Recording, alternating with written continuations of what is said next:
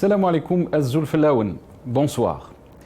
L'exercice auquel s'est adonné hier M. Tebboune est juste pathétique. Il n'est recevable ni dans la forme et encore moins dans le fond, où la qualité des arguments nous laissait à penser que cela relevait plus de propos du Café du Commerce que d'une interview d'un président de la République. Il nous assène comme argument concernant la liberté de la presse que notre pays peut s'honorer d'avoir plus de 180 titres quotidiens en oubliant de nous dire que les 9 sur 10 sont au mieux sous tutelle absolue de la police politique. Au pire, c'est la police politique qui les a créés pour en tirer des dividendes rentiers. Il fait l'impasse aussi et passe son tour sur l'instrumentalisation des procès politiques. Il fait l'apologie de la nouvelle constitution qui sera soumise au référendum le 1er novembre comme étant un acte fondateur de sa politique. Alors qu'il est admis pour notre peuple que cela relève d'un acte violent, car ce même peuple se sent dépossédé de son pouvoir constituant et qu'il estime être mis sous tutelle. C'est un captage d'héritage. La nouvelle constitution donne des pouvoirs encore plus importants au président de la République, où toutes les institutions sont rattachées à sa personne. Faisons de lui un monarque de droit divin. C'est non seulement irresponsable, mais surtout dangereux pour toute la société algérienne. Nous sommes finalement un peuple sans État. Il affirme par ailleurs que certaines ONG veulent et souhaitent déstabiliser le pays en omettant de nous dire que c'est les conditions qui ont prévalu à son élection et sa politique liberticide qui en sont les seules et principales causes. Quand un État souverain oppose ce genre d'argument, c'est qu'il y a faillite de ce même État. Il nous dit que la société civile a été constitutionnalisée, en oubliant de nous dire que c'est pour mieux la domestiquer, voire la neutraliser. Son conseiller à la société civile sillonne le pays désespérément à la recherche d'appui en promettant monts et merveilles, argent, locaux, facilités de toutes sortes pour promouvoir sa politique. Une question interpelle le peuple qui va payer la note. C'est avec l'argent des contribuables, l'argent du peuple algérien, de ces opérations mafieuses et sectaires sont organisées. Non, Monsieur Tebboune, vous n'y arriverez pas pour plusieurs raisons. La première, c'est que le peuple algérien et sa jeunesse a mûri. La seconde, c'est qu'à travers sa révolution, le peuple s'est réapproprié tous les symboles de la révolution de novembre, ses héros et son message, et surtout, il vous a ôté ce fonds de commerce sur lequel vous avez tous bâti cette infamie. Ce message de novembre que vous avez désacralisé, souillé en organisant votre référendum le 1er novembre. La symbolique du 1er novembre ne peut être partagée ni être manipulée. Il est notre mythe fondateur. Monsieur Tebboune, vous êtes un président esseulé, sans force sociale ni corps intermédiaire, sans parti politique qui pouvait éventuellement vous accompagner. Vous ne pouvez présider car votre élection est injuste et légitime et frappée de nullité juridique pour l'écrasante majorité du peuple algérien. On ne peut prétendre bâtir une Algérie nouvelle qui va à l'encontre des aspirations du peuple. Le paradoxe qui décrédibilise les politiques, ils ne peuvent se hisser au sommet de l'État qu'en affirmant incarner un peuple auquel, en s'élevant peu à peu, il ne se ressemble plus du tout.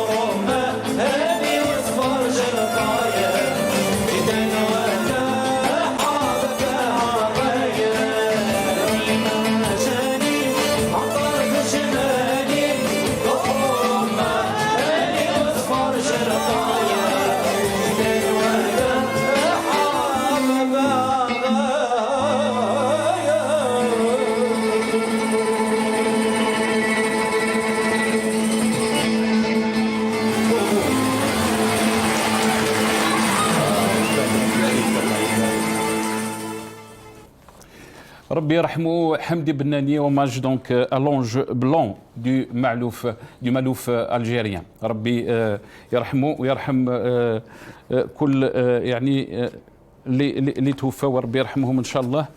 On va commencer cette émission et le titre de notre émission, Tout ce que Tebboune n'a pas dit, c'est le titre de notre émission ce soir. Bien sûr, on va revenir sur cette interview que Tebboune a donnée à deux journalistes, dont un est de Khabar et l'autre le Soir d'Algérie. Rappelons que cette interview a été bien sûr enregistrée, elle n'a pas été directe, et aussi qu'elle a été diffusée à 22h alors que d'habitude ce genre d'interview est diffusé à 20h, heure d'écoute, donc de grande heure d'écoute en Algérie. On aura avec le plaisir avec nous dans cette émission Djemal Gessoum, qui est ex-candidat aux législatives algériennes depuis Paris via Skype. Aussi Hamid Lellou, analyste politique par Skype aussi depuis Washington, et Fatah Titouche, militant politique aussi depuis la France via Skype. Djemal Gessoum, bonsoir. Merci d'avoir accepté notre invitation. Marhaba bik. Bonsoir Djemal Gessoum. Est-ce que vous m'entendez? Bonsoir et merci de m'avoir invité. Bonsoir, merci. Hamid Lellou qui est avec nous aussi. Hamid Lellou, bonsoir. Bonsoir à tout le monde et merci pour l'invitation. Merci. Fatah Titouche qui est avec nous aussi, militant politique. Fatah Titouche, bonsoir. Merci d'avoir accepté l'invitation. Marhaba bik. Bonsoir Sénassar et bonsoir à tous vos invités et ceux qui nous regardent. Très bien. Je vais commencer avec vous, Fatah Titouche, cette émission. Revenons donc sur cette interview de Tebboune, qui n'est pas donc, la première. Quelle est votre impression donc, en écoutant Tebboune hier? En résumé, il est un peu plus autoritaire. Il a un ton un peu plus autoritaire que d'habitude. Un président ou un chef de l'État complètement désemparé et qui est à la merci de ses conseillers, qui en gros en fait n'est pas au fait de ce qui se passe, de la situation. Et puis une détermination à faire passer la Constitution. C'est-à-dire que tout, en réalité, tourne autour de ça et tout ce que nous allons en réalité vivre jusqu'à cette échéance-là va être des gesticulations en vue de faire campagne, non pas pour faire passer la Constitution, mais surtout pour pousser les gens à voter, en fait, ce qui est le plus important. On en reviendra peut-être sur justement cette histoire du front du non, c'est-à-dire qu'il y aurait en Algérie en fait un front du non, des Algériens qui voudraient aller voter non à cette constitution pour des raisons ethniques, etc. Donc du coup, il y a ce jeu malsain que continue le régime de faire. Très bien. On va essayer bien sûr de revenir sur quelques extraits qui ont été dits donc, pendant cette interview. Djemal Gessoum, Bonsoir, enfin encore, marhaba bik. Qu'est-ce que vous pensez donc de cette interview, Jamal Gessoum? Quelle a été votre impression? Fatah Titouche nous dit qu'on sent un ton autoritaire. Quel était votre sentiment, Jamal Gessoum? Alors, tout d'abord, si on reprend le titre de votre émission, tout ce que Tebboune n'a pas dit, moi j'ai envie de dire aussi ce que Tebboune a dit. C'est un peu à contrario. La question d'être autoritaire peut être comprise de manière sémantique, de manière complètement différente. Affirmer des choses peut être perçu comme autoritaire. Bien évidemment, il a dit des choses et c'est pour cela qu'il a abordé 7 thèmes d'importance. Donc tout ce qu'il n'a pas dit, n'étant pas devin, n'est vrai, je ne sais pas ce qu'il n'a pas dit. Par contre, je sais ce qu'il a dit. Et étant un homme pragmatique, je ne m'appuierai que sur ce qui a été dit. Je ne suis pas dans l'imaginaire ou de l'imagination. Je suis un homme pragmatique. 7 sujets que l'on peut discuter, bien évidemment. L'interlocuteur précédent parlait du pouvoir du non sur la question du référendum. Libre à chacun de faire ce qu'il veut, voter oui, non, c'est cela la démocratie. Mais permettez-moi tout de même de préciser que je tiens à aborder ce qui a été dit. Je ne suis pas dans l'imaginaire et l'imagination. Et c'est pour ça qu'on vous a invité, Jamal Gessoum.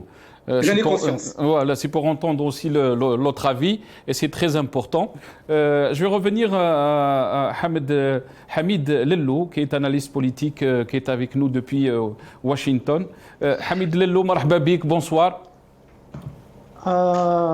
Allah yselmek, merci encore une fois, merci pour l'invitation.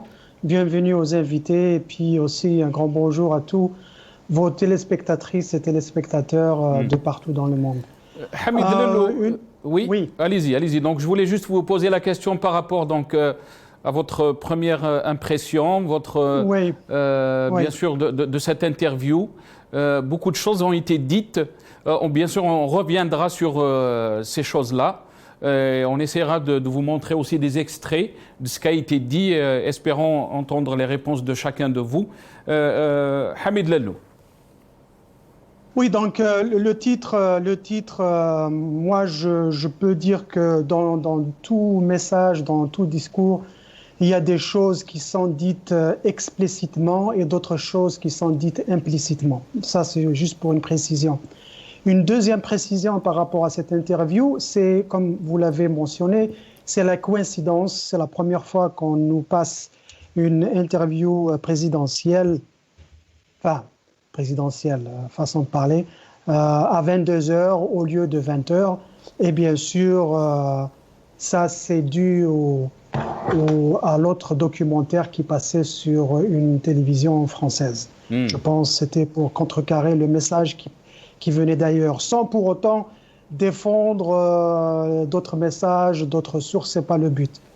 Mais moi, puisqu'on parle d'interview et on est dans les messages et on a eu la chance d'aborder ce sujet aussi bien avec vous qu'avec Sibel Chenouf et d'autres journalistes, c'est pendant longtemps, le système algérien travaillait par des communiqués laconiques, soit Al-Moujahid, soit l'APS. Et maintenant, la forme a changé. Vous avez dit le contenu n'a pas changé, c'est toujours c'est la démagogie, c'est le populisme, c'est tout ce que vous voulez. Mais la forme, elle a un peu changé. Ce qui a changé, c'est que maintenant, ils ont ce président désigné qui vient régulièrement nous sortir ses discours. Et moi, j'aimerais bien citer... Il fait une conférence mensuelle. Il fait des conférences mensuelles, peut-être une rencontre avec la presse mensuelle. Voilà.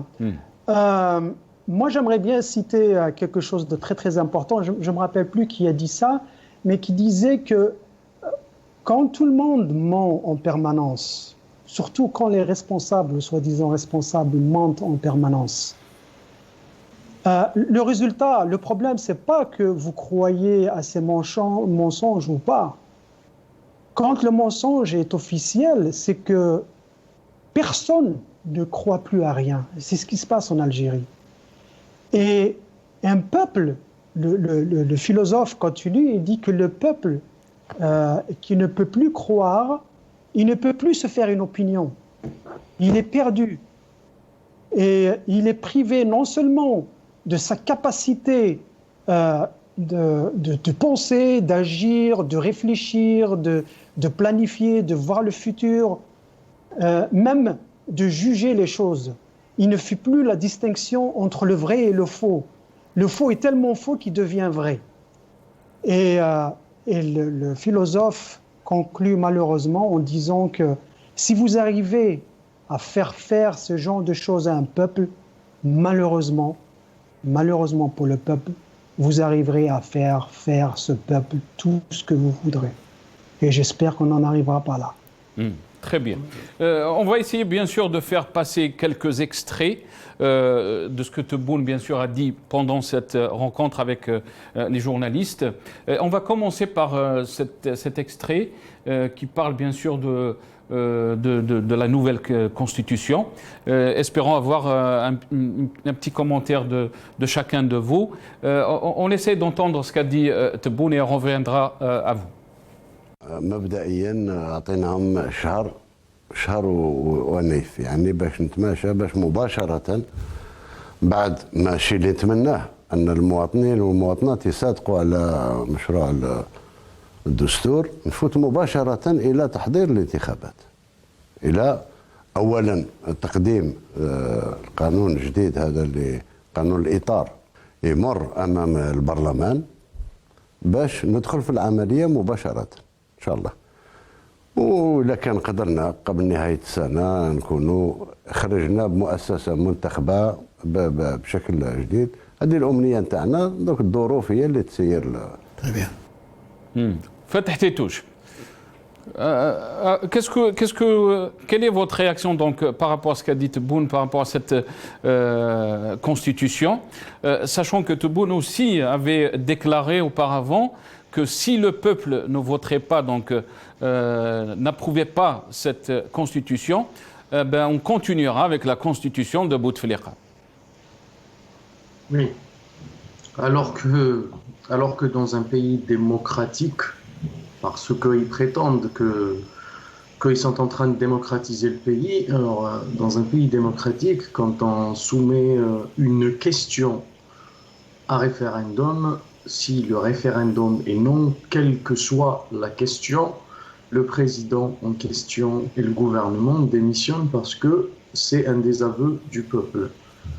Donc du coup, mais eux, ils disent on continuera avec l'ancienne constitution.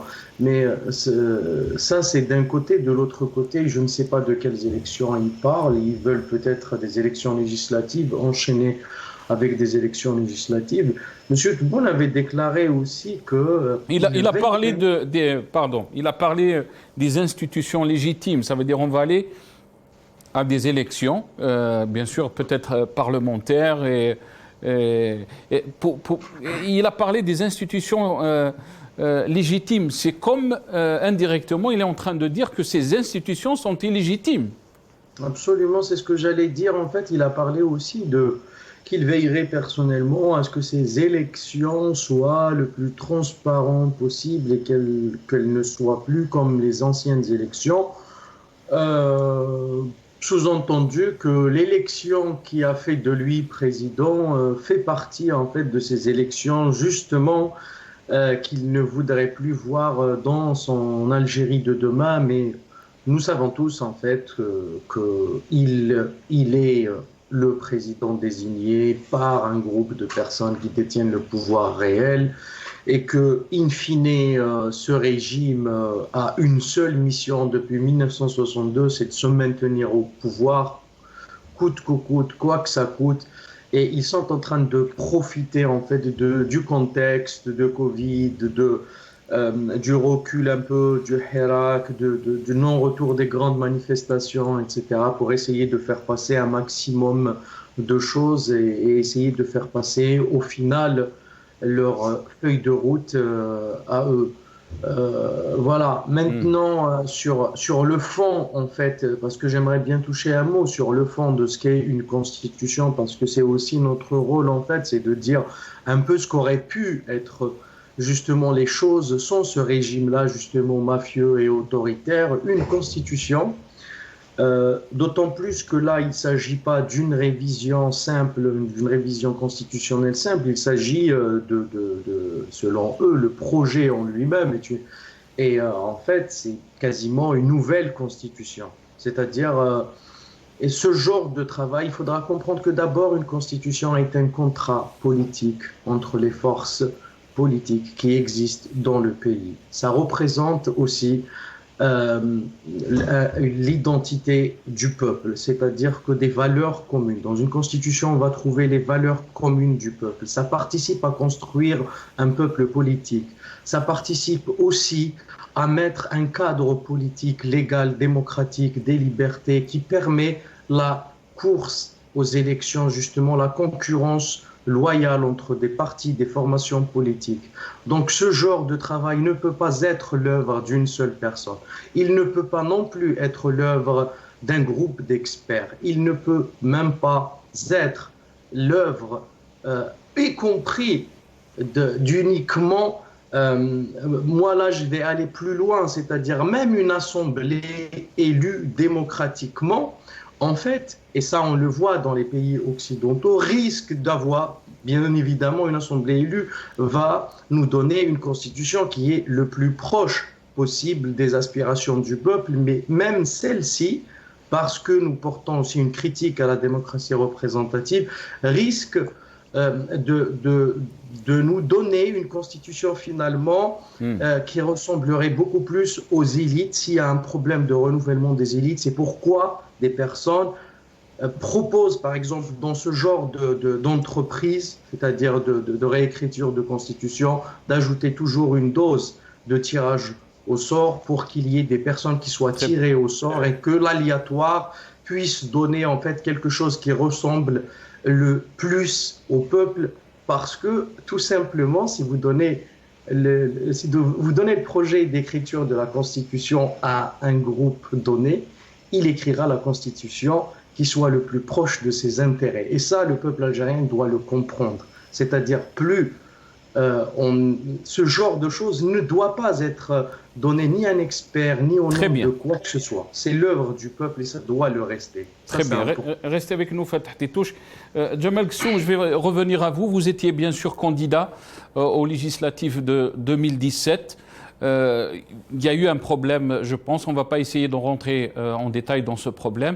Mais si on revient un peu sur les déclarations donc, de Tebboune hier, il parlait de l'importance donc, de cette constitution et qu'il y aurait bien sûr toute une campagne pour essayer de convaincre les Algériens à adopter, donc à voter oui par rapport donc, à cette révision, au projet de révision de la Constitution. Mais il a parlé qu'on essaiera, après la Constitution, donc après la révision de la Constitution, d'élire ou d'organiser des élections qui vont donner de la légitimité, si on peut dire, aux institutions dans le Parlement. Est-ce que, donc, on fait passer la révision de la Constitution par un Parlement qui n'est pas légitime, après on passera à des élections pour créer une assemblée, si on peut dire, entre guillemets, légitime, qui va légitimiser le tout? Alors, permettez-moi très rapidement, effectivement, j'étais candidat à l'élection législative, on ne va pas revenir là-dessus, et je suis également président du Rassemblement Algérien Démocratique, qui est un nouveau parti politique installé ici en France. Permettez-moi également deux observations très rapides avant de répondre à votre question. L'invité précédent, excusez-moi, j'ai du mal à me souvenir des noms, a dit, et c'est aussi le sens du débat critique, que dans tout pays démocratique, lorsqu'un référendum est organisé et que la réponse est non, quelle que soit la question posée, c'est ce que monsieur a précisé, le président doit démissionner. Réponse non, sauf si la France n'est pas plus démocratique que l'Algérie. Lors du référendum de Maastricht, M. Mitterrand, la réponse du peuple français a été non, M. Mitterrand n'a pas démissionné. Donc ça voudra dire que l'Algérie n'est pas moins dictatoriale. Mais on peut prendre aussi un autre exemple. Je vous laisserai la parole si Jamel. Laissez-moi terminer mon propos. Non, juste pour vous. Je ne parle pas beaucoup. S'il vous plaît, laissez-moi terminer. Non, donc, je veux juste.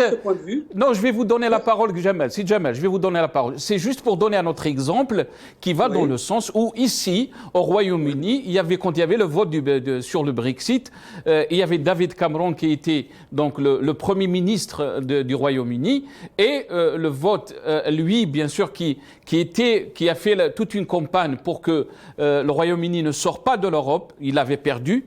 Il a démissionné et tout son gouvernement a démissionné. Je suis d'accord. Mais quand le monsieur dit dans tout pays démocratique, je dis il faut retirer le tout. Tout simplement. Il faut rester cohérent avec ses propos. Excusez-moi, je vous ai coupé la parole. Allez-y. Second élément, sur ce que j'appelle l'injonction paradoxale. C'est-à-dire que vous avez dit, monsieur, que si la nouvelle constitution n'est pas adoptée, on va continuer à fonctionner avec celle de 2016, la précédente. Bien évidemment, il faut être un petit peu, on n'est pas là à faire de la psychanalyse, mais il faut être cohérent avec ce que l'on dit.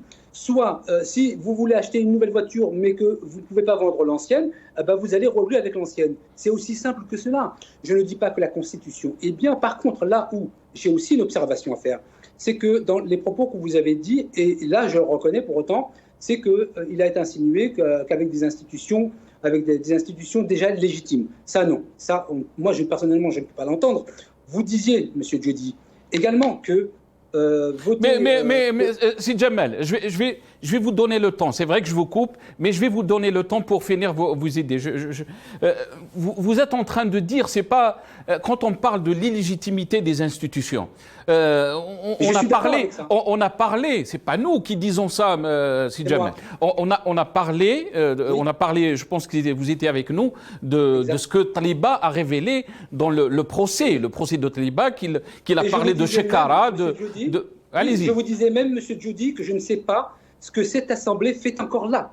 Voilà les propos que je vous ai tenus. Donc je ne reviens pas et je reste cohérent avec ma position politique. Donc, faire passer cela par des institutions illégitimes, faites d'illettrés, de gens qui... il y avait même des coiffeuses, donc je veux dire qu'on est parti très loin là. Donc, passer par ces institutions me paraît, pour le coup, tout à fait invraisemblable. Dans le même temps, puisque je reste cohérent avec mes propos, je vous disais, M. Djoudi, à ce moment précis, vous avez raison de le rappeler, que l'aspect juridique des choses oblige M. Tebboune à passer par ce biais. C'est ensuite qu'il va falloir se débarrasser de ces illettrés et de ces gens qui ont acheté Belchkara, tous leurs sièges. Donc, et pourquoi ensuite Alors, pourquoi ensuite Pourquoi pas maintenant Parce qu'il y a des lois, même si elles ne sont pas tout le temps respectées, qui fait que la Constitution doit être votée par les deux assemblées pour être votée et même si cette assemblée est issue de la fraude. Comme on dit chez nous, c'est-à-dire que si on doit passer par ces mafieux pour que fin décembre ou janvier, on se débarrasse de ces bandits, oui, si l'instant est court, s'ils doivent rester encore 5 ans, il n'en est pas question. Ok. Je ne sais pas si vous voulez dire très rapidement, Fatah Tetouche, si vous voulez dire quelque chose par rapport à ce qui a été dit. Bien sûr, je reviendrai aussi à Jamal Gessoum, qui là, c'est son avis, et on doit le respecter. Fatah Tetouche, mais très rapidement, parce que je dois donner la parole à Hamid Lelnou. Ce que je voulais dire à votre invité, c'est de ne pas interpréter ce que j'ai dit, de s'occuper de dire ce qu'il a à dire. Et je lui rappelle juste un exemple. J'avais dit précisément un pays démocratique qui se respecte. Donc, du coup, le se respecte est important parce que ça sous-entend qu'il y aurait des pays dits démocratiques où des hommes d'État, des chefs d'État qui ne sont pas démocratiques, qui ne sont pas dignes de la fonction. Monsieur De Gaulle, en France, s'il aime les exemples, a démissionné parce qu'il a été désavoué dans un référendum. Beaucoup d'exemples comme ça de chefs d'État qui se respectent ont démissionné à la suite d'un désaveu populaire. Très bien. Restez avec nous, Fatah Tetouche. Hamid Lelnou. Oui, puisqu'on parle de constitution, moi j'aimerais bien qu'il y a un détail qui échappe. Il y a un détail qui échappe dans l'analyse politique de l'Algérie. Et j'ai l'impression que cette constitution est devenue un complexe politique du système en place. Pourquoi je dis ça? Ben Bella a eu sa constitution, Boumediene a eu sa constitution, Chedli sa constitution, Zeroual sa constitution, Boudiaf n'a pas eu le temps, Bouteflika sa constitution, Tebboune c'est du n'importe quoi. Et en plus de ça, ils écrivent la constitution. Moi, je me demande, notre ami Tétouche, Fatah Tétou de Paris, il dit qu'il faut que ça soit associé avec le peuple et tout ça. Je suis d'accord. Moi, j'irai même plus loin. Je me demande qui écrit cette constitution parce qu'à chaque fois, ils se font avoir par leur propre constitution. C'est eux qui ont sorti l'article 7 et 8. Et quand le temps était venu de l'appliquer, ils ne l'ont jamais appliqué. À se demander si c'est des illettrés ou c'est des gens qui seulement font des copies et coller des autres constitutions à droite et à gauche. Donc pour moi, c'est ça le problème. Un autre avis, moi j'ai pas aimé la remarque de monsieur, avec tous mes respects, monsieur Jamel Gessoumi, coiffeuse est un métier noble. On a beaucoup d'amis coiffeuses et la femme algérienne, il faut la respecter. Parce que les véreux et les pourris et les corrompus, c'est plus les hommes qui se présentent comme des intellectuels ou bien présentables que les femmes. Donc dire on a encore des femmes coiffeuses, les femmes coiffeuses peuvent contribuer parce qu'elles sont intelligentes et elles peuvent être nationalistes. Donc pour revenir à la Constitution, oui, je suis d'accord qu'on ne peut pas forcer la Constitution. Il faut que toutes les classes et les niveaux sociaux de notre société participent d'une manière ou d'une autre. C'est-à-dire que les partis politiques doivent participer, les syndicats doivent participer, la société civile doit participer et ceux qui sont contre doivent participer. Est-ce que vous avez vu des hommes politiques ou des hommes de la société civile à qui on a donné la parole en Algérie pour dire qu'ils sont contre cette constitution? Est-ce qu'on a vu en détail tous les éléments et les articles de cette constitution? Est-ce qu'ils ont été débattus de façon franche, ouverte et démocratique au niveau de toutes les instances, au niveau aussi bien local, wilaya, national, etc. Donc, moi, je joins l'avis de M. Fatah. Il continue à faire semblant de faire dans le système démocratique, mais moi, des fois, je vous cache pas, des fois, je me sens coupable de continuer à faire des analyses sur Tebboune et sa clique, sachant que, de toute façon, il a eu même un lapsus révélateur. Parce que vous dites que c'est une constitution qui renforce le pouvoir du président. Si vous revoyez la vidéo, il y a un lapsus révélateur, et j'espère que vous allez montrer tout à l'heure, je l'ai bien noté, où il disait c'est pas moi qui décide, de toute façon, on va parler ensemble et on décidera ensemble. Et c'est qui on? Vous êtes président. Les on à qui vous faites référence, ce sont des conseillers qui donnent leur avis, mais en dernier ressort, vous prenez la décision. Si vous êtes un vrai président, quelle que soit votre constitution, si c'est un régime présidentiel, vous prenez la décision, vous assumez et vous prenez vos responsabilités. Revoyez bien la vidéo où il a dit on prendra la décision. Non, je prends la décision. Il faut qu'il assume. Du coup, cette constitution, c'est juste une formalité, puis voilà. On va essayer d'essayer d'entendre aussi un passage de cette interview qui parlait bien sûr des ONG. J'aimerais bien entendre bien sûr votre réaction par rapport à ce qu'a dit Tebboune. On écoute Tebboune ce qu'a dit. فاش تأثر هما كانوا صابوا الجزائر كانت حرقت مش اليوم التغيير في الجزائر ما يساعدهمش الديمقراطية هذه حاسديننا فيها لازم تبقى من ريبوبليك بانانيار يسيرك كما يحب ويمشيك كما يحب. باش اليوم انت تعطي برلمان يوافق اذا كان دير اتفاقيه مع الدوله الفلانيه ما ديرش ما يقبلوش. هو يبغي يتلاقى مع مسؤول ان كاتيميني كذا ويمضي له ويعطيه وخلاص، وهذا مكان هكا كتمشى الامور. لا ديمقراسي حاسديننا فيها. بالنسبه لهم حنا شعب من درجه ثانيه ما نقدروش للديمقراطيه وما نستاهلوهاش. هاو المشكل تاعهم. يجي يعطيك دروس في كما قال الشيخ حسيسن لا هيتلها بهمه. هم عندهم تشوف مظاهرات وتوقيفات وصلوا ل 100,000 توقيف. 11,000 اللي فاتوا في العداله، آلاف اللي دخلوا للسجن. يجي يقول لك حنا تضييق. الله يهديك. احنا الجزائريين نحترموهم في آرائهم، نحترموا ورانا هنا من أجلهم. أما أنت ناسي الدروة تاعك وباقي لها بيانا، سا سي با نورمال. بالنسبة لحرية التعبير عندها حدود. جيت تهاجمني تقول لي حرية التعبير وكذا وكذا وكذا. كاين أمور صرات خطيرة جدا جدا جدا في دول أخرى. وكاش واحد تكلم عليهم؟ تكلموش، سا جيومتري فاريابل. لأن البلاد هذه لازم تهدم بصفة ولا أخرى. فو ديستابيليزي. مي سو بيي سرا با ديستابيليزي باسكو ولادو واعيين.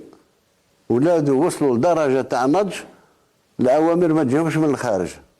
عارفين صلاحهم وعارفين وين راهم ماشيين. بروبليم لا. يقول لك 180 كوتيديان. C'est du masochisme. Papier soutenu par le Trésor. Imprimé par les imprimeries d'État, ils ne payent pas les imprimeries. Ils ne payent pas le fil de la PS. Fatah Tétouche, ils veulent nous déstabiliser, ils sont jaloux de notre démocratie. On parle bien sûr, Tebboune parle de plus de 180 titres. Qu'est-ce que le peuple cherche?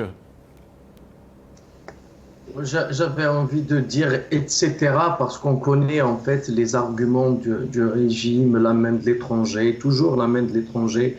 Le problème avec le discours et avec ce régime, c'est qu'il n'avait même pas eu le soin de soigner les formes en fait. Parce que à la limite, s'il avait renouvelé les visages complètement, si ce président-là était venu de la société civile ou de la société politique, mais qu'il n'a jamais participé au gouvernement précédent et au régime précédent, et que ses ministres et que son entourage et que toute la façade de ce pouvoir réel était complètement renouvelée et que ces personnes-là n'ont absolument rien à se reprocher, il pourrait continuer ou user de ce discours-là et de dire que nous sommes finalement dans une Algérie nouvelle et essayer de ruser sur les Algériens. Le problème, c'est que c'est ces mêmes visages. La contradiction, c'est lui-même en fait. Quand il a participé au gouvernement Bouteflika, quand il a occupé des postes de hauts fonctionnaires, quand il est un des produits de ce système-là, que lui, en fait, il est en train de parler de ce produit-là dont il est issu comme étant quelque chose finalement qui est de l'ordre de l'Jahiliya et que maintenant on est dans la nouvelle ère et qu'il y aurait, et le discours est tellement médiocre. Dire ils ne veulent pas qu'on ce n'est pas un discours digne. Ils sont jaloux de notre démocratie. Mais ce n'est pas possible en fait. Ce n'est pas possible d'entendre ce genre de discours. C'est pas possible. Ça, c'est humiliant pour un grand pays comme l'Algérie, comme un très grand pays comme l'Algérie, pour son histoire, pour la grandeur de ce pays-là. C'est humiliant d'être représenté par ce genre de propos. Ça, d'un côté. De l'autre côté, quand il parle de la presse, et là on va parler du fond, quand il parle de 180 quotidiens, etc. et tout. D'abord, déjà, vous l'avez introduit. Monsieur Djoudi, vous l'avez introduit dans votre introduction de début, que nous savons que le régime, en fait, il a créé des partis politiques d'opposition et des partis politiques de soutien, des quotidiens d'opposition et des quotidiens qui le soutiennent, etc. Il a vraiment façonné le paysage médiatico-politique par le biais des services, du DRS, etc. et tout. Mais en plus de ça, alors lui-même le dit, 180 qui sont financés. Donc, du coup, il avoue lui-même que, en fait, toute cette presse-là est dépendante justement de ces sources de financement. Alors que ce qu'il faut, c'est une législation qui libère la parole et qui libère la presse. C'est-à-dire que, en termes de moyens, en termes de financement, on ne doit plus être dépendant du pouvoir exécutif et du pouvoir en place. Il faudra que la presse puisse être protégée par la Constitution et par la loi. Alors que dans les lois qu'on a votées dans l'année 2019, en plein Hirak, et dans cette nouvelle constitution, ce qu'on fait, c'est de réduire les libertés. C'est de mettre en prison des journalistes comme un signal finalement de l'orientation de cette nouvelle Algérie. Très bien. Jamal Gessoum, quelle est votre réaction? Donc, bien sûr, Tebboune a parlé de la menace de l'étranger, qu'ils veulent déstabiliser l'Algérie, et aussi a dit qu'ils sont jaloux de notre démocratie. Est-ce qu'il y a des incohérences par rapport donc à ce que Tebboune a dit, ou il reflète la réalité et les facts? Alors, jaloux de notre démocratie, il ne faudrait peut-être pas pousser quand même. On va rester sérieux. Si tout le monde était jaloux de notre démocratie, je pense que ça se serait depuis longtemps. Donc vous pensez que c'est des incohérences? Non, là c'est une incohérence. Qui peut être jaloux de notre démocratie? J'espère, qu'on va la construire, mais pas aujourd'hui. En tout cas, aujourd'hui, on ne peut pas être jaloux de notre démocratie. Permettez-moi quand même deux observations à notre ami, excusez-moi, j'ai du mal avec les noms, de Washington, qui, ou par méconnaissance, je pense que c'est plus de la méconnaissance que de la mauvaise foi, me rétorque que je ne respecterai pas la femme en parlant de coiffeuse. Je ne parlais pas de coiffeuse, il faut rester un petit peu sérieux. Je parlais des dames qui sont sans parcours politique, sans scolarité, sont arrivées députées à l'aide d'hommes d'affaires. Et en Algérie, on les appelle hafaf. Donc peut-être qu'à Washington, vous êtes éloigné de l'Algérie. Moi qui suis né et qui vis en France, je suis au courant de ça. Ça, c'est un premier point.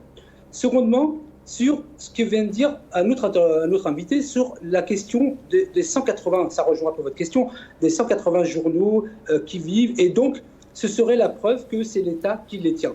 Excusez-moi du peu, mais dans tout le monde, toutes les parties du monde moderne, les journaux et les médias ont un modèle économique qu'ils soutiennent par eux-mêmes. C'est-à-dire que ou ils ont de la publicité à droite ou à gauche, ou en tout cas ils mettent en place un modèle économique qui leur permet de tenir. Évidemment que si votre bilan, votre modèle économique dépend de l'ANEP, etc., il est bien évident que vous allez dépendre de l'État, et je le reconnais, qu'il y a des publicités qui sont retirées par sanctions non officielles. C'est vrai, ça existe. Mais toujours est-il que les médias, 180 journaux, c'est pas normal d'ailleurs. En France, on en a 3 ou 4. 180, c'est un excès de démocratie. Il ne faut peut-être pas pousser. Donc, moi, j'invite vraiment toute la presse, médias audiovisuels et la presse écrite à revoir leur modèle économique. Celles qui doivent continuer avec un bon modèle. Celles qui doivent disparaître parce qu'on ne peut pas soutenir, l'État ne peut pas soutenir avec le bâton derrière. Et je reconnais que cela existe. Donc, voilà un peu ce que je pouvais dire. 30 secondes, à peine 30 secondes, Monsieur Djoudi, je vous demande juste de ne pas me couper. Nous en sommes à exactement 45 minutes de l'émission. Permettez-moi, allez, 10 secondes, pas plus, de dire que ce que M. Tebboune a dit hier, transferts sociaux, gouvernance, timing sur les futures échéances électorales, l'affaire Khaled Drarni, les relations internationales, la Libye, la France, le Mali, la crise sanitaire, la finance et économie, accompagnement des entreprises. Pour l'instant, nous avons abordé qu'un seul thème, la Constitution. J'aimerais bien qu'on parle de tout, et donc de ce qui a été dit, et pas simplement ce qui n'a pas été. Très bien. En tous les cas, le discours de Tebboune... Merci de m'avoir laissé terminer. Non, je vais vous laisser, Jamal Guessou. Mais c'était juste pour essayer de comprendre ce que vous êtes en train de dire, et les téléspectateurs aussi, quand je vous coupais la parole. C'était pas pour essayer de vous couper aussi. J'ai bien compris. On va revenir aussi demain et éventuellement peut-être après-demain par rapport à d'autres questions. Mais si vous voulez d'en parler, bien sûr, ce que Tebboune a dit par rapport à la situation au Mali, on peut aussi... on a donc ce passage dont il parle, bien sûr, de la situation au Mali, que le président Tebboune avait parlé, avait dit que nous, on n'acceptera pas qu'un président viendra s'il n'est pas civil.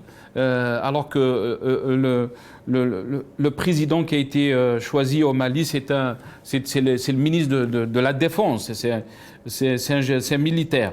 Il y a un point dans la Constitution qui me gêne énormément, si je peux me permettre. Allez-y, Jamal, très rapide. Moi qui me gêne énormément, né en France et j'ai toujours vécu en France, je n'ai jamais vécu en Algérie. Par contre, il y a une valeur, un dogme algérien auquel je tiens particulièrement et qui existe depuis 1962.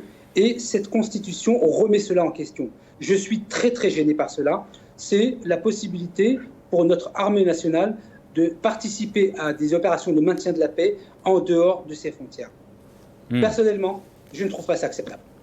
C'est tout. Très bien. Je vais donner quand même la parole à Hamid Lellou. Il va réagir. Après, on va essayer d'entendre ce qu'a dit Tebboune par rapport à la situation en Mali. Et je suis sûr que ça vous fera plaisir, Jamal Guessou. Hamid Lellou. Oui, pour faire plaisir à M. Guessoum, d'accord, le titre c'est ce que Tebboune, tout ce que M. Tebboune n'a pas dit, on a élaboré là-dessus, mais même sur ce qu'il a dit, il ne maîtrise pas les sujets. Il ne les maîtrise pas. Il ne connaît pas, il a parlé de la Libye, mais il ne connaît pas. Il ne sait pas ce qui se passe en Libye. Il ne connaît pas le Mali, il ne sait pas ce qui se passe. Il ne sait pas comment les choses se passent. Il a parlé d'accompagnement économique et puis il donne des chiffres à bras-la-cabrande sans donner de source, on ne sait pas. Et puis il parle de l'État algérien qui va renforcer avec des lois sur les banques pour que les banques fassent des prêts comme si c'était une question de loi et que... Non, ce n'est pas comme ça que la Banque centrale... La Banque centrale marche de deux manières. Ou bien vous avez assez de réserves d'or, ou bien vous avez le système fiat. Et le système fiat qui existe dans les pays avancés, comme l'Europe et les États-Unis, c'est basé sur la crédibilité de l'État. C'est la capacité de l'État à soutenir les politiques fiscales des banques. L'Algérie ne l'a pas. Donc, même les choses dont il a parlé, il ne les maîtrise pas. Il a parlé de diffamation des journalistes. Que je sache, Khaled Drani a été arrêté pour autre chose, pas pour diffamation. Et même plus grave que ça, Khaled Drani, je vais vous dire pourquoi. Il a été arrêté pour incitation à un attroupement non armé et atteinte à l'intégrité du territoire national. Il l'a appelé Khabarji. Soit. Khaled Drani est un Khabarji. Qui lui a donné l'information? Elle est où dans le dossier? Amener cette personne, ça doit être quelqu'un du système, quelqu'un de l'intérieur. Qui a donné l'information à Khaled Drani pour que Khaled Drani la partage avec les forces étrangères? Il parle de diffamation. Et qu'est-ce qu'il a dit dans son discours? Il s'est attaqué au directeur de RSF. Basé sur quoi? Je ne suis pas là pour défendre RSF, mais si j'étais RSF, je vais l'attaquer en justice. Ça aussi, c'est de la diffamation.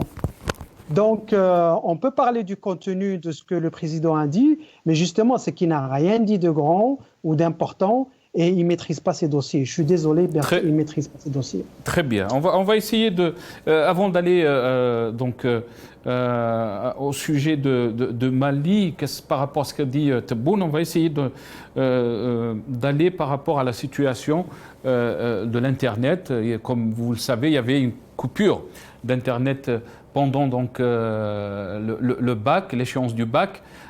On va essayer d'entendre Tebboune, après on va revenir à nos invités. L'information que j'ai officiellement, il n'y a pas eu de coupure d'Internet, il y a eu brouillage, ce qui se fait partout. Bon. احنا المهم وصلنا البكالوريا عندها مصداقيه. الغش في امتحانات البكالوريا حتى في امتحانات البي كانت قليله نادره تقريبا ان لم نقل، وهذا مليح لان فتنا مع مراحل اخرى لا كانت تشفاو. هذه 3 سنين 4 سنين يعني بالتقريب الغش صباح عام، بمجرد ما تدخل القسم الموضوع خرج وراه تحرر وراه كذا. اليوم بدات ترجع المصداقيه للبكالوريا. الامتحانات تاعنا بصفه عامه، الظرف اللي انا فيه سي ناصر خلانا ربما الناس كانت متخوفه من البكالوريا على من عده اوجه، منها هذه تاع الحلول التقنيه موجوده. انا نواعد المواطن ان شاء الله، بالاخص ابنائنا وبناتنا في الامتحان الجاي ان شاء الله تاع البكالوريا تكون فيه امور تقنيه هو ما يشعرش بها، ما تمس الانترنت، ما تمس الامور هذه، ما تمس يعني ابتداء من الباك القادم. من الباك القادم تكون فيه في استعمال وسائل تقنيه عصريه التي تستعمل في الدول المتقدمه. ما يكونش فيه محاولات نتاع Fatih Touche, par rapport donc à cette affaire de coupure d'Internet, tous les Algériens savaient qu'il y avait une coupure d'Internet, mais Tebboune nous parle de brouillage, mais pas de coupure. On a vu bien sûr des émissions peut-être à l'étranger, des chaînes étrangères qui ont parlé de cette situation. Il y avait même des reports qui parlaient des pertes en millions de dollars quotidiennement, surtout les sociétés qui utilisent beaucoup donc, Internet pour leur activité. Fatih Titouche, votre analyse par rapport à ce qui a été dit.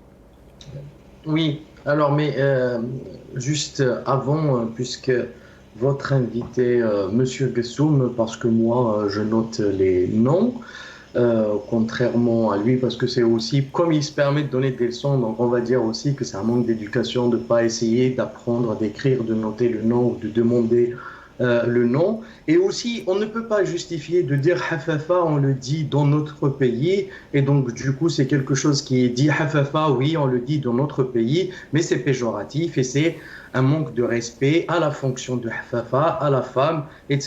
Et on sait la charge sémantique de ce mot-là, donc du coup je rejoins complètement cette objection par rapport à ce mot. C'est pas parce qu'il est dit que nous, en tant que personne, en tant qu'homme politique ou en tant que personnalité politique ou en tant qu'acteur de la vie publique, on ne corrigera pas ce genre de propos parce qu'on est aussi là pour essayer de donner l'exemple. Et puis il dit qu'il est dérangé par la nouvelle mesure de la Constitution qui effectivement autorise ou légitime une intervention de notre armée à l'extérieur du pays. Je le rejoins sur ça, mais par contre c'est uniquement ça qui le dérange. Ça ne le dérange pas qu'on ne consacre pas la séparation des pouvoirs. Le vrai problème en Algérie, ça ne le dérange pas que justement cette constitution renforce les pouvoirs du président. Ça ne le dérange pas que cette constitution, par exemple, pour la première fois consacre un article pour rendre le rôle, pour donner un rôle, constitutionnellement un rôle politique à l'institution militaire. Ça ne le dérange pas. Énormément de choses qui se retrouvent dans cette constitution qui justement est la continuation, voire aller dans le pire en termes justement de loi ou en termes de refondation des institutions de notre État. C'était juste mon observation. Pour revenir à M. Tebboune qui se contredit dans la même phrase en fait, qui est en cacophonie en disant que finalement il y a eu brouillage et pas coupure d'internet, qui après, quelques secondes après, dit qu'il n'y aura plus de coupure d'internet, sous-entendu qu'il y a eu bien coupure d'internet.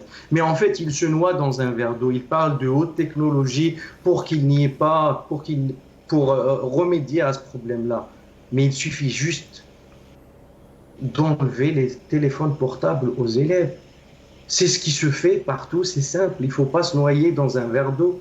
Les étudiants, quand ils rentrent, ils déposent leur téléphone portable, ils passent son examen, il repart, il reprend son téléphone portable. Il va y avoir des tricheurs, des gens qui vont avoir un autre téléphone portable ou qui diront qu'ils n'ont pas un téléphone portable, il faudra les sanctionner. Et puis, on ne peut pas réduire le problème de l'Algérie à l'examen du bac parce que cette situation, justement, elle est beaucoup plus profonde. Elle relève d'une refondation de l'institution, de l'école algérienne, de beaucoup de choses, de la formation des enseignants, la formation, justement, de nos frères et sœurs depuis le primaire jusqu'au bac et puis au sein de l'université. Les problèmes en Algérie sont énormes. Le chantier est énorme et M. Tebboune se noie dans un verre d'eau en nous parlant de haute technologie. Très bien. Jamal Ghassoum, le chantier est énorme, les problèmes sont énormes.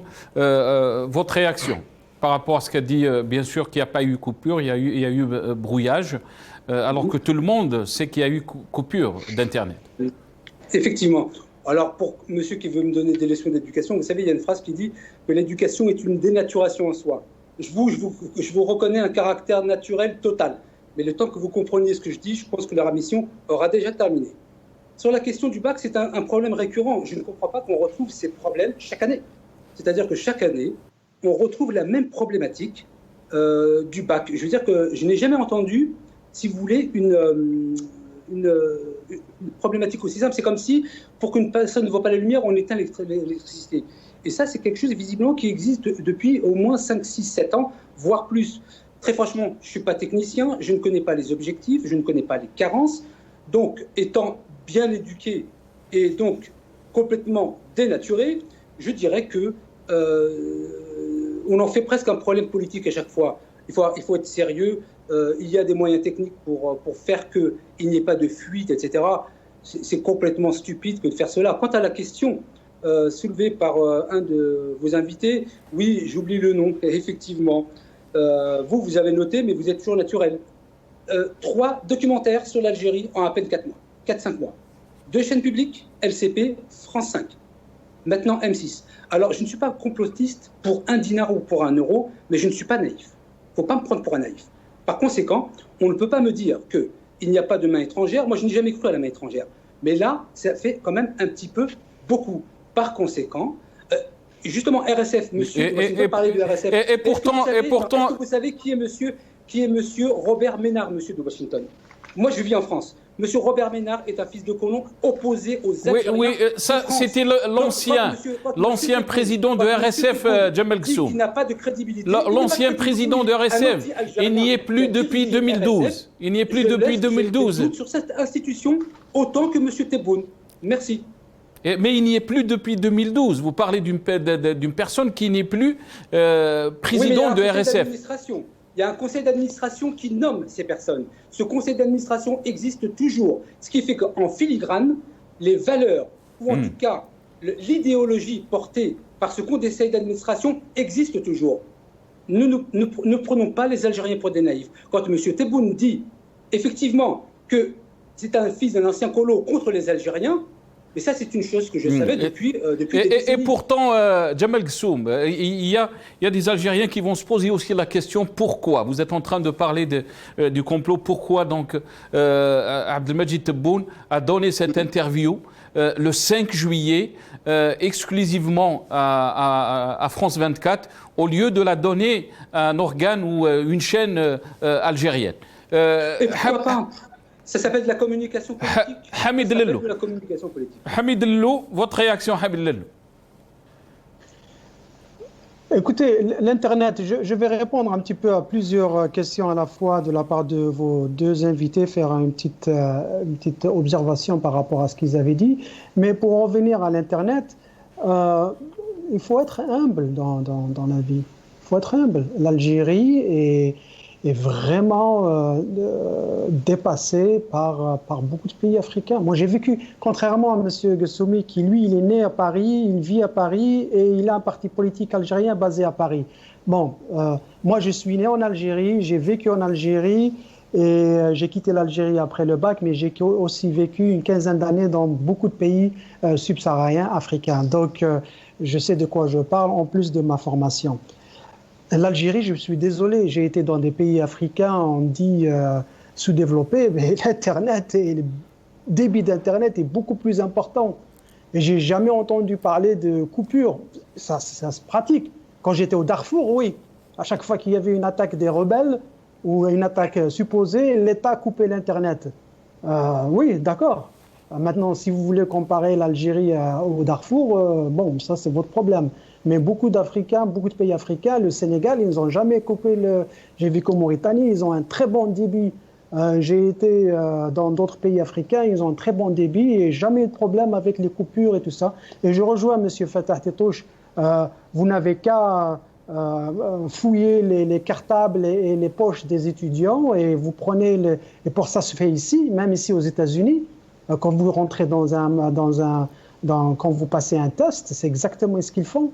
Vous déposez votre portable et puis voilà, il y a même des fois, vous passez au détecteur de métaux. Vous passez au détecteur de métaux pour donner plus de crédibilité à cet examen, à ce test, à ce diplôme. Donc il n'y a pas de problème par rapport à ça. Sinon, moi, je n'ai aucun commentaire par rapport à l'Internet. L'Algérie est vraiment, vraiment derrière. Et il y a beaucoup de travail à faire au niveau de l'Internet. Donc vraiment pas de commentaires. Très bien. On va essayer donc d'écouter Tebboune ce qu'il a dit par rapport donc à la situation qu'il y a au Mali, sachant que le ministre des Affaires étrangères, Boukhadoum, donc il s'est déplacé au Mali avant-hier et on va l'écouter. On va écouter Tebboune. وصراحة يعني مانيش نفشي في أسرار تاع دولة، ما كنا عارفينها، احنا شايفين الأمور جاية 3 شهور قبل كنا عارفين باللي فيه أمور هتحضر. فيه أمور علانية وفيه أمور كذلك في الخفاء. احنا الشيء الواضح جماعة هادو اللي ما نقولش انقلابيين لأن صرا لهم يعني الرئيس استقال وتحل المجلس الشعبي والمجلس الوطني تاعه. يعني صبحوا بلا سلطه بالتقريب ما يشبه الشيء اللي صار عندنا في 92. بريزيدون ديميسيونير اي ديسوليسيون لاسامبلي.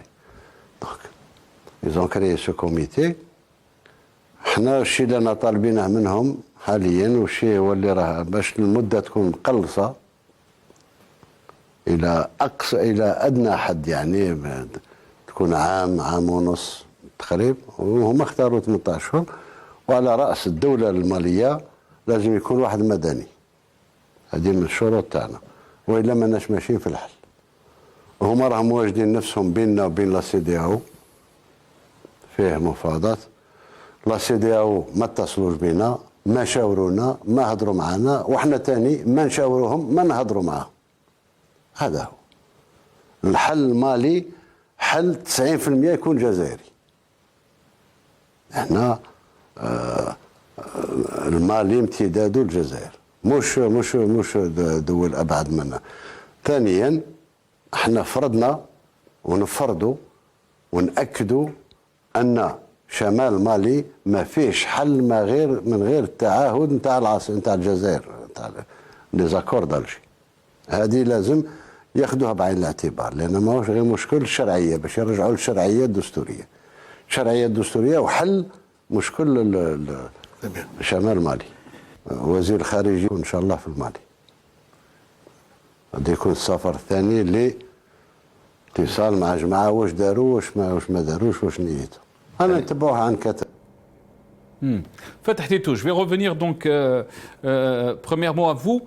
Vous avez entendu Tebboune, bien sûr, ce qu'a dit que le Premier ministre, le ministre des Affaires étrangères est déjà, il va se déplacer donc au Mali, ce qui insinue que cette interview a été enregistrée.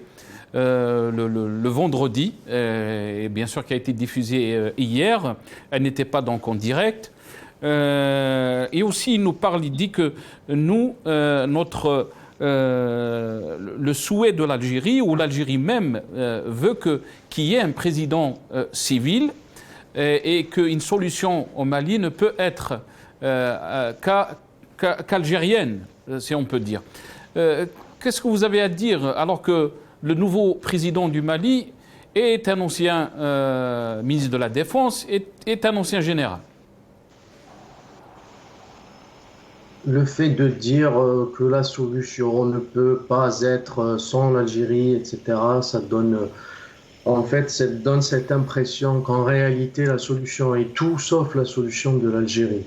Parce que je n'ai pas vu, moi, des pays, les grandes puissances, quand ils mettent leur nez un peu partout dans les affaires des autres pays, en général, ils font tout pour dire que ça ne vient pas de nous et que nous, en fait, on est là juste intermédiaire, etc. Cette prétention-là de dire... Je ne suis pas en train de dire qu'il ne faudrait pas regarder les problèmes justement des pays voisins, qu'il ne faut pas peut-être participer à la résolution de ces problèmes-là des pays voisins, parce que quand on parle de la Libye ou du Mali ou de ces pays-là, évidemment qu'il relève aussi de notre sécurité nationale que de voir ce qui se passe dans ces pays-là, d'avoir des relations diplomatiques et des relations très de proximité avec ces pays-là. Sauf que, en fait, le problème, il est où? Le problème, c'est que d'abord, déjà, il faudra nettoyer devant sa porte. D'abord, il faudra que nous, qu'on puisse avoir une politique justement étrangère qui soit autonome, qui soit indépendante. Pour avoir une politique étrangère indépendante, il faudra avoir les moyens de souveraineté nationale. Ce qu'on appelle les moyens de souveraineté nationale, c'est des indépendances en fait en termes d'énergie, en termes de technologie, en termes alimentaires, etc. La politique étrangère, c'est d'abord ça. C'est d'abord pouvoir en fait avoir des appuis, avoir une force qui rend en fait votre discours, votre position importante. À ce stade où on est, l'Algérie, évidemment que la voix de l'Algérie est importante, elle reste importante, mais par l'unique biais de la nature qu'on soit un pays voisin et qu'on soit aussi géographiquement quand même un grand pays qui a une grande frontière avec ce pays-là. Mais ne nous cachons pas, la réalité, la vérité sur cette histoire-là, c'est qu'il y a des intérêts français au Mali. Cette histoire du Mali intéresse beaucoup plus la France, des multinationales, Areva, le nucléaire, l'uranium et toujours des histoires d'énergie. Donc cette histoire au Mali, au-delà, bien évidemment qu'il y a des perturbations dans ces pays, etc. Mais il y a aussi des intérêts français. Et que le plus important, c'est que nous savons aussi qu'il y a eu des pressions, en fait, ou un marchandage, en fait, du soutien français contre un certain nombre de choses, justement, dans lesquelles la France compte sur ce pouvoir-là pour appuyer sa position sur cette région-là. Donc, du coup, ne soyons pas naïfs. Nous allons avoir une politique étrangère digne de ce nom le jour où nous décidons déjà de travailler notre pays et de renforcer ce pays-là pour qu'on soit réellement souverain. À vous, Djemal Gessoum, Tebboune dit qu'on exige du Mali que le président soit civil, alors qu'il vient de nommer donc un président qui est militaire. Il dit que la solution doit être à 90% algérienne. Certes qu'on a des frontières avec le Mali et qu'il y a des intérêts, comme l'a si bien dit Fatah Tétouche, bien sûr, qui touche les grandes puissances, mais tout ce que l'Algérie a essayé de faire n'a pas été écouté. Vous savez, il y a une évolution de doctrine en Algérie qui, raisonnablement, m'inquiète un petit peu, notamment sur la politique étrangère. Vous l'avez rappelé, nous en avons parlé tout à l'heure sur la question de l'intervention de l'armée nationale. Bien évidemment, ce n'est pas, comme le disait votre invité, qu'on va faire l'encyclopédie du Vidal en 50 minutes. Je suis très gêné. Pourquoi ? Parce que, par empathie à nos frères maliens, je ne pourrais pas accepter qu'un président étranger dise qu'il ne faut que ce soit un civil ou un militaire ou un civil. Ce n'est pas à M. Tebboune de le dire, c'est aux Maliens de le dire. Ça, c'est la première des choses. La seconde des choses, nous sommes attachés à un principe de non-ingérence. Ça serait bien qu'on l'applique aussi aux autres pays. Charité bien ordonnée commence par soi-même. Et donc l'Algérie devrait bien s'inspirer de ce qu'elle réclame à chaque fois, c'est-à-dire la non-ingérence. Secondement, la solution sera à 90% algérienne. Je ne sais pas quel est le 100% pour le comparer aux 90%. Alors, sauf peut-être pour le Nord, ce que vous aviez ou ce que avait déclaré un de vos invités. Pour le Nord, oui. Je serais même pour mettre une zone tampon à l'intérieur des frontières maliennes, je vous le dis tel que je le pense, au moins d'une centaine de kilomètres pour nous préserver parce qu'il y a des enjeux que rappelait M. Titouche. Vous voyez, j'ai écrit votre nom cette fois-ci. Il y a des enjeux qui nous dépassent, et la France, etc. Donc, une zone tampon de 100 kilomètres à l'intérieur du territoire malien pour protéger nos frontières. Autre chose, j'espère très sincèrement que M. Tebboune ou l'État algérien, dans le cadre de ce changement de doctrine qui me gêne énormément, celle de l'implication à l'étranger, n'interviendra pas dans le cadre du G5 Sahel. Si elle fait cela, elle le met son pied dans un bourbier, et là, on ne va pas s'en sortir. Parce qu'on ne s'en sort pas déjà chez nous, on ne va pas s'occuper des autres. D'abord, on commence à s'occuper de nous-mêmes. Donc, je partage l'avis de M. Titouche sur une bonne partie de ce qui vient d'être déclaré. Pas de participation au G5 Sahel. Il ne faut jamais le faire. La solution sera 90% algérienne. D'abord, qu'on me dise c'est quoi le 100% pour pouvoir comparer les 90%, sauf la partie du Nord qui nous importe directement. Quant à la CEDEAO, elle répond à des objectifs et à un agenda français. Cela ne nous concerne pas. Hamid Lello. Moi, je pense que je vais surprendre tout le monde. Je vais même surprendre beaucoup de mes amis en Algérie qu'ailleurs. Mais je vais m'expliquer. Quant à la révision de la Constitution, ils disent l'armée algérienne à l'étranger. Je suis pas contre. Et je vais l'expliquer. Je ne serai pas contre. Et je vais l'expliquer. Dans les relations internationales, vous avez la diplomatie. Et la diplomatie, il y en a deux types de diplomatie. Ce qu'on appelle en anglais soft diplomacy and hard diplomacy. Donc il faut avoir et la carotte et le bâton. Parce que si vous avez que la carotte et que la diplomatie seulement avec les paroles, personne ne vous écoutera. Ça, ce n'est pas vrai, c'est démontré dans les relations internationales. Donc l'Algérie, elle parle beaucoup, enfin l'Algérie, le système parle beaucoup, mais bon, il ne résout pas beaucoup de choses. Parce qu'en réalité, quand vous faites de la diplomatie, il faut avoir un levier. Donc vous ne pouvez pas dire que la solution malienne va se régler à 90% par l'Algérie, alors que vous vous cachez à Alger. Il faut faire les choses sur le terrain, il faut être sur le terrain. Maintenant, c'est pour ça que je dirais, je parle au conditionnel, il faut voir un peu les formes, comment ça se fait. Mais aussi, on le sait en réalité, comme je connais cette région, j'ai sillonné cette région très très bien, l'Algérie est déjà dans cette région, elle est impliquée militairement, de façon non officielle, parce qu'ils n'aiment pas en parler, mais je suis persuadé qu'ils ils sont déjà impliqués. Ils ne peuvent pas se mêler des affaires libyennes, maliennes ou ailleurs sans avoir les pieds sur le tarmac. G5, rappelons que G5 c'est un groupe de 5 pays du Sahel qui se sont constitués en bloc militaire avec le soutien de la France et pour s'occuper du terrorisme, etc. L'Algérie a essayé de faire la même chose en créant le CIMOC. Si votre invité connaît le CIMOC, il a été basé sur Taman Rasset. Il n'a pas fait long feu parce que c'est que des paroles. Il faut avoir boots on the ground. Si tu n'as pas les militaires pour renforcer ta diplomatie, tu ne peux pas faire de diplomatie. Diplomatie, ce n'est pas que des paroles. Hein.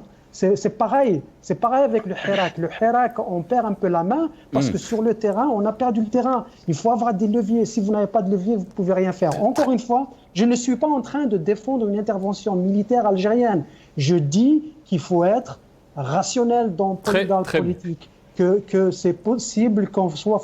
Maintenant, il ne faut pas qu'on le fasse pour aider la France qui est en train de souffrir du point de vue logistique parce qu'elle ne peut pas répondre à ses aspirations politiques, militaires. Et encore un point, au niveau de la souveraineté, je suis d'accord, il faut avoir cette souveraineté, et pour avoir la souveraineté, il faut être capable économiquement, il faut produire, il faut capable et être indépendant énergiquement, mais aussi, ici, il faut aussi être capable de construire des alliances. Parce qu'un pays tout seul ne règle pas tous les problèmes. Très bien. Est-ce que vous voulez rebondir très rapidement, parce qu'il ne me reste pas beaucoup de temps, et j'aimerais donner après le dernier mot à chacun de vous. Est-ce que vous voulez rebondir par rapport à ce qui a été dit? Jamal Ghassoum, Fatah Ditouche? Moi, ce que je dirais, c'est que effectivement, alors, il ne s'agit pas en fait le véritable problème pour toute une institution. Il ne s'agit pas de ne pas avoir une stratégie diplomatique, etc., de géostratégie. Déjà, le vrai problème, c'est que quand l'institution militaire en fait s'émisse des affaires politiques, au lieu justement d'être dans ce registre-là justement de défense nationale et aussi d'investigation et de créer des liens, etc. On n'en est pas là. Et puis, moi, je suis partisan justement de la primauté du politique sur le militaire. C'est que les choix géostratégiques, les choix politiques et militaires doivent être un objet politique aussi. Jamal Ghassoum, est-ce que vous voulez rebondir? Oui, bien sûr. Ce qui a fait la grandeur de l'Algérie, durant les années 60 et particulièrement 70, c'était sa légitimité internationale, ce qui a fait que les plus grands accords ont été signés à Alger. Pourquoi? Parce qu'elle n'est jamais intervenue à l'étranger. Et par conséquent, elle n'a jamais été regardée comme étant un pouvoir, ou en tout cas une puissance dominante à l'étranger. Perdre cette grandeur, ce serait dommageable pour notre pays. Très bien. Je vais essayer de finir cette émission en vous donnant donc le mot de la fin à chacun de vous, très rapidement, 1 minute chacun. Comment évaluer donc cet exercice de Tebboune qui est devenu donc mensuel? Est-ce qu'on s'éloigne encore plus de la réalité? Et quand je dis on s'éloigne de la réalité, un peuple qui a des aspirations, qui veut un vrai changement profond, est-ce que Tebboune est en train de nous dire que le changement est dans la continuité? Très rapidement, je vais commencer avec vous, Hamid Lello, Jamal Ghassoum et Fatah Ditouche, pour en finir. Hamid Lello. Oui, moi je pense que ces sorties répétées, bon, des fois elles sont planifiées. Et moi je l'ai toujours dit, ça rentre dans la logique de communication, mentir pour ne plus mentir. Ça fait partie de la démagogie. Quand on analyse tous les discours qui ont été donnés, il dit une chose et son contraire. Les dossiers ne sont pas maîtrisés. Et c'est dommage. C'est dommage parce que dans votre introduction, vous avez parlé du niveau du discours. On n'est pas dans la rue, on n'est pas dans les cafés. Moi, j'ai eu des discours ou des sujets dans les cafés dont le niveau était beaucoup plus élevé. Beaucoup plus élevé. Jamal Ghassoum, très rapidement, 1 minute, s'il vous plaît. Moins d'1 minute. Je vous accorde 1 minute. D'hier ou d'avant-hier, peu importe quand il a été enregistré pour moi. Moi, ce qui m'importe, ce qui a été dit. Il a évoqué 7 points. 7 points qui m'ont paru intéressants parce qu'au contraire de ce que disait votre invité, il maîtrise certains sujets, même chiffrés. Donc, il y a eu 7 points qui ont été évoqués, certains qui sortent un peu du contexte, mais en tout état de cause, il y a eu une base sur laquelle nous pourrons le juger dans les mois et les années à venir. Et c'est bien ça, le sens d'un programme présidentiel sur lequel nous pourrons l'évaluer. Évaluer quelqu'un à 8 mois de la présidentielle, c'est idéologique, dogmatique et idiot. Merci. Fatah Ditouche, le dernier mot. Le dernier mot, ce serait de dire aussi évaluer, juger un président, c'est aussi un article qui manque à notre Constitution. Notre Constitution ne responsabilise pas politiquement le président. En fait, il n'est responsable de rien. Nous voulons tous juger M. Abdelaziz Bouteflika, mais en fait, en réalité, dans la Constitution, il est protégé et il n'est responsable d'absolument rien du tout et devant personne. Et ça me suffit en fait à vouloir justement reconstruire ce pays-là à partir de la base, à partir du peuple, c'est-à-dire en élisant d'abord le représentant et en écrivant une constitution digne de notre révolution. Voilà. Merci Fatah Titouche, merci à vous tous, merci à Jamal Gessoum, ex-candidat aux législatives algériennes, merci à vous, merci à Hamid Lello, analyste politique qui était avec nous depuis Washington. Merci à Fatah Titouche, militant politique qui était avec nous depuis Paris. On est arrivé donc à la fin de cette émission. On reviendra demain, Inch'Allah, sur d'autres passages donc de cette interview qu'a fait Tebboune hier. On va essayer bien sûr d'analyser ce qui a été dit avec d'autres invités. Yartekoum Saha, merci à vous là où vous êtes. À demain, Inch'Allah.